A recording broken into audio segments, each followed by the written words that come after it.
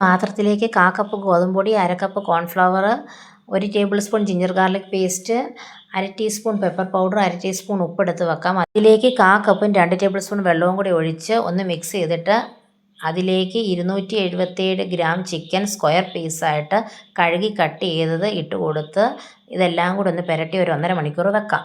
ചട്ടിയിൽ എണ്ണ ഒഴിച്ച് ഗ്യാസ് മീഡിയത്തിൽ വെച്ച് ഓരോ ചിക്കൻ കഷ്ണം പുരട്ടി വെച്ചേക്കുന്ന ഇട്ട് കൊടുത്ത് തിരിച്ചിട്ട് മറിച്ചിട്ട് ആകുമ്പോൾ കോരി പ്ലേറ്റ് വെക്കാം. ഒരു നോൺ സ്റ്റിക്ക് പാനിലേക്ക് 5 table spoon melted unsalted butter ഇട്ട് കൊടുക്കുക. 1 ടേബിൾ സ്പൂൺ ഗ്രീൻ ചില്ലി ചോപ്പ് ചെയ്തിട്ട് കൊടുക്കുക. 2 ടേബിൾ സ്പൂൺ ഗാർലിക് ചോപ്പ് ചെയ്തിട്ട് കൊടുക്കുക. നന്നായിട്ട് ഇളക്കി കൊടുക്കുക. ഇതിലേക്ക് 5 ടേബിൾ സ്പൂൺ മെൽറ്റഡ് അൺസോൾട്ടഡ് ബട്ടറും കൂടി ഇട്ട് 10 കാഷ്യൂനട്ട് പൊടിച്ചതും കൂടെ ചേർത്ത് കൊടുത്ത് എല്ലാം കൂടെ ഇളക്കി കൊടുക്കണം.